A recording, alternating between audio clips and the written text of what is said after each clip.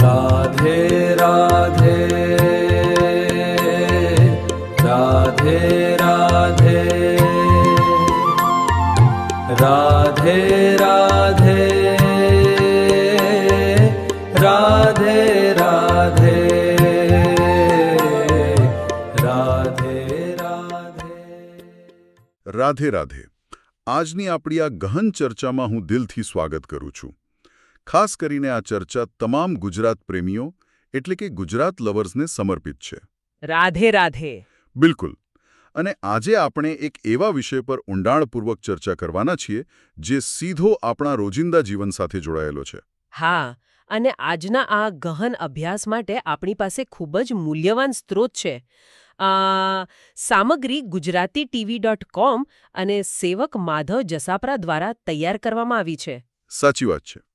અને આમાં શ્રી હિત પ્રેમાનંદ ગોવિંદ શરણજી મહારાજના એકાંતિક વાર્તાલાપને બહુ ઝીણવટપૂર્વક આવરી લેવામાં આવ્યો છે. એટલે આપણું આજનું મિશન એ જ છે કે આ આધ્યાત્મિક જ્ઞાનને માત્ર સાંભળવા પૂરતું સીમિત નથી રાખવું, પણ તેને રોજિંદા જીવનની ગૂંચવણો ઉકેલવામાં કેવી રીતે વાપરી શકાય તે જોવું છે. હા, કારણ કે મહારાજજીના સત્સંગમાંથી આપણને અહંકાર દૂર કરવાના અને મનની શાંતિ મેળવવાના બહુ જ વ્યવહારુ જવાબો મળે છે. તો ચાલો આ બાબતને બરાબર ખોલીને સમજીએ.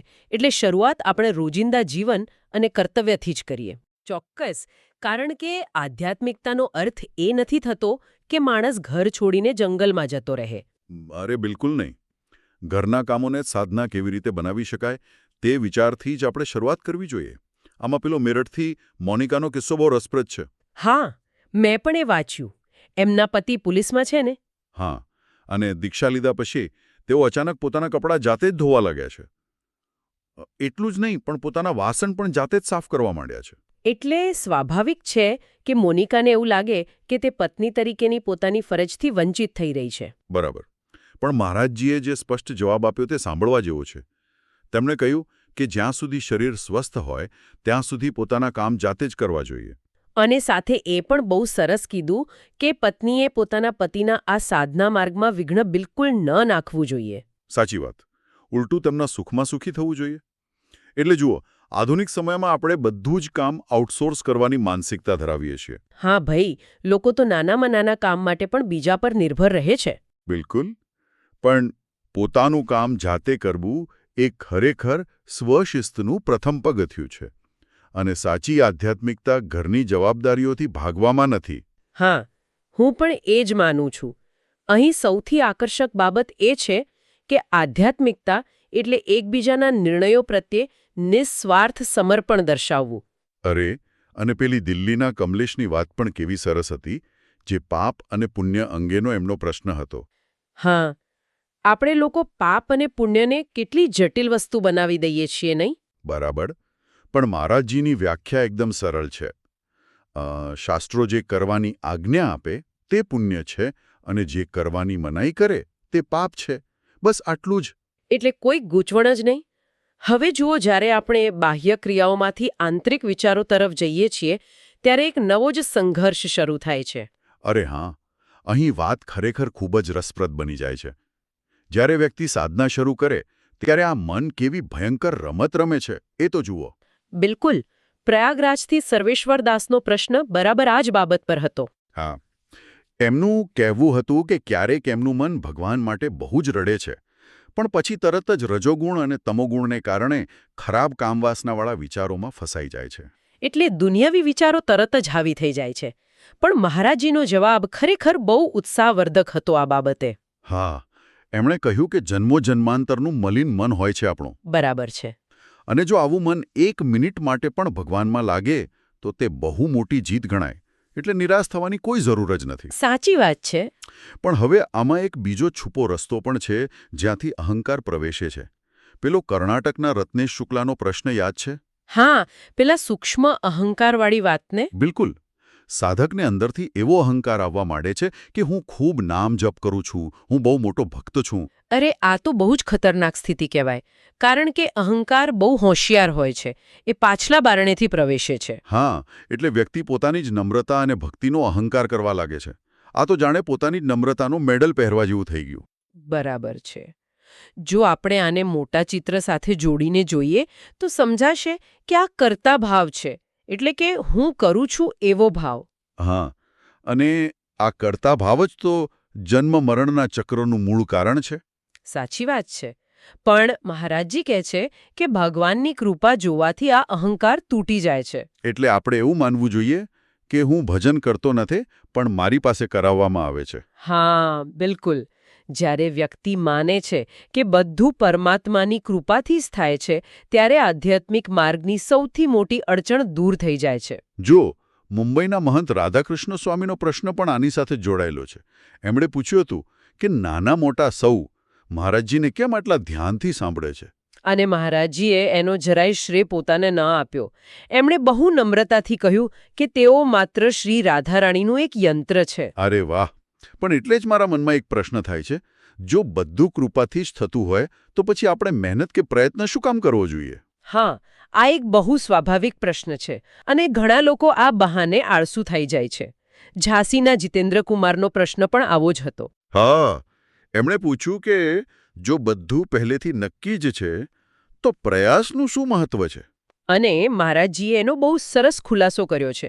એમણે સમજાવ્યું કે ભાગ્ય એ પરિણામ માટે હોય છે, પણ ક્રિયા એટલે કે કર્મ તો આપણે જ કરવું પડે. તો આ બધી વાતોનો આખરે અર્થ શું થાય છે? મને એક ઉદાહરણ યાદ આવે છે. જુઓ, આપણે કાર ચલાવતા હોઈએ. હા હા, સમજાવો. તો પરમાત્માની કૃપા એ કારનું ઈંધણ એટલે કે પેટ્રોલ છે. પરંતુ સાધકનો જે પુરુષાર્થ છે ને, એ સ્ટીરિંગ વ્હીલ છે. અરે વાહ! બહુ સરસ રીતે સમજાવ્યું તમે આ. બંને વિના યાત્રા શક્ય જ નથી. બિલકુલ નહીં. જો ટાંકી ભરેલી હોય પણ તમે સ્ટીરિંગ જ ના પકડો તો કાર તો સીધી ખાઈમાં જ પડે ને. દિલ્હીના ડોક્ટર સ્મિથના પ્રશ્નમાં પણ આ જ વાત આવે છે. હા, એમનો પ્રશ્ન હતો કે પ્રેમ ભક્તિ માટે પોતાનો પ્રયત્ન જરૂરી છે કે ભગવત કૃપા? અને મહારાજજીએ કહ્યું કે બંનેનું સંયોજન જરૂરી છે. હવે આ પ્રયત્ન કરવાની જ્યારે વાત આવે છે ત્યારે યમુનાનગરના સાહિલની સમસ્યા સાંભળવા જેવી છે. પેલી મોબાઈલવાળી વાત ને? આજના સમયમાં આ બહુ મોટી સમસ્યા છે. બરાબર. સાહિલ કહે છે કે એકાંતમાં મન બહુ ભટકે છે, એટલે એ મોબાઈલ પર સત્સંગ જોતા જોતા માળા કરે છે. અને આના પર મહારાજજીની સલાહ કડક છે પણ પ્રિમાણ છે. એમણે કહ્યું કે ભલે 24 કલાક સત્સંગ સાંભળતા નામ જપ કરો. હા, પણ દિવસમાં થોડો સમય એટલે કે 10-20 કે 48 મિનિટ સંપૂર્ણ શાંત અને એકાંત બેસીને મન સામે લડતા તો શીખવું જ પડશે. સાચી વાત છે. મનને શાંત રાખીને તેના વિચારોનો સીધો સામનો કરવો અત્યંત જરૂરી છે. એટલે જો આપણે મનના અવાજથી ડરીને હંમેશા બેકગ્રાઉન્ડમાં ટીવી કે મોબાઈલ ચાલુ રાખીશું તો ક્યારે મન પર વિજય નહીં મેળવી શકીએ. બિલકુલ. હવે જુઓ, જ્યારે કોઈ સાધક સાચી નિષ્ઠાથી આ બધો પ્રયાસ કરે છે ત્યારે તેનું પરિણામ કેવું આવે છે એ સમજવું પણ જરૂરી છે. હા, અને આમાં શામલીના મેઘનાથના પ્રશ્નો દ્વારા તત્વબોધની વ્યાખ્યા બહુ સરસ રીતે સમજાવવામાં આવી છે. તત્વબોધ એટલે શું એ સમજાવશો જરા? તત્વબોધ એટલે ચરાચર જગત, જળ, ચેતન અને પાપી કે દુષ્ટ લોકોમાં પણ સાક્ષાત ભગવાનના દર્શન કરવા. અરે વાહ! આ તો બહુ જ ઊંચી અવસ્થા કહેવાય. પણ અજયકુમારે એવો પ્રશ્ન પૂછ્યો કે શું આત્માનો આ અનુભવ શબ્દોથી જાણી શકાય? અને મહારાજજીએ આનો જે જવાબ આપ્યો ને એ મારું ફેવરેટ ઉદાહરણ છે. કોઈ વ્યક્તિને ગળ્યું સ્પંજ ખવડાવીને પૂછો કે એ કેવું છે? હા હા, તો એ વર્ણન જ નહીં કરી શકે. બિલકુલ. ખાવા પર જ અનુભવ થશે. વાણી અસમર્થ છે ત્યાં. હું માનું છું કે વાસ્તવિક આધ્યાત્મિક અનુભૂતિ બૌદ્ધિક નથી, પણ અનુભવાત્મક હોય છે. તે શબ્દો અને સમયની સીમાઓથી બિલકુલ પર છે. સમયની વાત પરથી યાદ આવ્યું, અભિષેક કુમારનો પ્રશ્ન હતો કે પૂર્ણ ભગવતાકાર થવામાં કેટલો સમય લાગે? અરે, પેલી ખેડૂતની વાર્તા બહુ જ રમૂજી હતી આના જવાબમાં. હા? એક વ્યક્તિએ ખેડૂતને પૂછ્યું કે સ્ટેશન પહોંચવામાં કેટલી વાર લાગશે? અને ખેડૂત તો કંઈ બોલ્યો જ નહીં. બરાબર, પણ જ્યારે પેલી વ્યક્તિ ચાલવા લાગી ત્યારે ખેડૂતે પાછળથી બૂમ પાડીને કહ્યું કે 10 મિનિટ લાગશે. હા, કારણ કે જ્યાં સુધી એ વ્યક્તિની ચાલવાની ઝડપ કે લગન ન જોવાય ત્યાં સુધી સમય કેવી રીતે કહી શકાય? અરે, આ વાર્તા ખરેખર શાનદાર છે. મંઝિલનું અંતર ગમે તેટલું હોય, આપણી અંદરની તડપ અને સમર્પણની ઝડપ જ નક્કી કરે છે કે આપણે ક્યારે પહોંચીશું. સાચી વાત છે. એટલે જ તો ધ્રુવજીને 6 મહિના લાગ્યા હતા અને અજામિલને માત્ર 1 ક્ષણ લાગી હતી. બિલકુલ.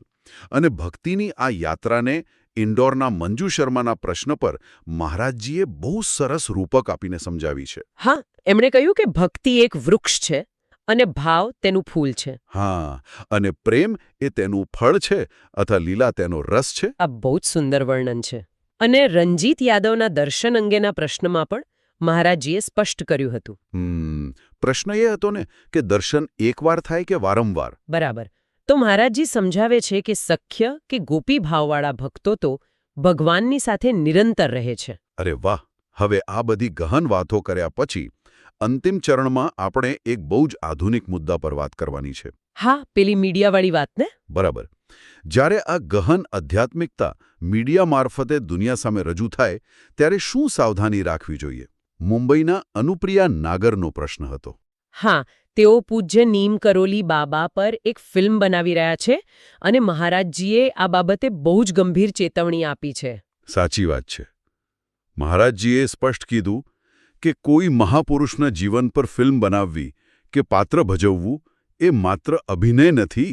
હા, એટલે લોકપ્રિયતા મેળવવા માટે એમાં કોઈ પણ કાલ્પનિક કે સાંસારિક દ્રશ્યો ન ઉમેરવા જોઈએ, નહીતર એ મહાઅપરાધ ગણાશે. અને આજના સમયમાં જ્યાં લોકો માત્ર વ્યૂઝ અને મનોરંજન પાછળ ભાગે છે ત્યાં આ વાત આંખ ઉગાડનારી છે. આધ્યાત્મિકતા કોઈ કોસ્ટ્યુમ નથી કે પહેરી લીધો અને કાઢી નાખ્યો.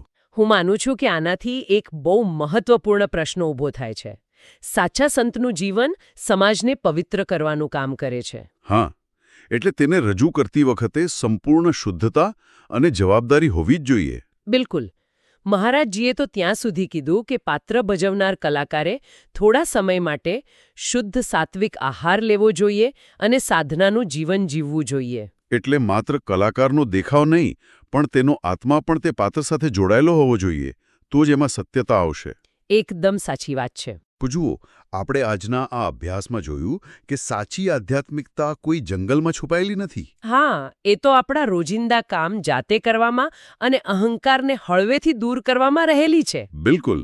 અને કૃપા તથા પુરુષાર્થનો તાલમેલ સાધવામાં અને દરરોજ થોડો સમય એકાંતમાં બેસવામાં જ ખરી સાધના છે. સાચી વાત છે.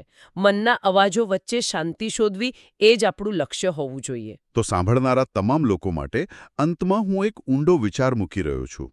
આના પર એકાંતમાં બેસીને ચોક્કસ વિચારજો.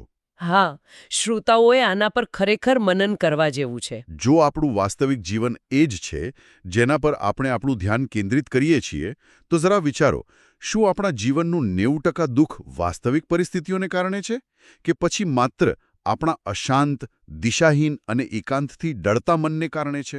આ ખરેખર બહુ જ ગહન પ્રશ્ન છે. બિલકુલ. આ માહિતીસભર અને અદ્ભુત પ્રસ્તુતિ gujaratitv.com અને સેવક માધવ જસાપરા દ્વારા તમારા સુધી પહોંચાડવામાં આવી છે. હા, અને જો તમને આ ઊંડાણપૂર્વક ચર્ચા ગમી હોય તો લાઇક, શેર અને સબસ્ક્રાઇબર ચેનલ. અને હા, કોમેન્ટ બોક્સમાં તમારો રિવ્યૂ અમને ચોક્કસ મોકલો. રાધે રાધે. રાધે રાધે.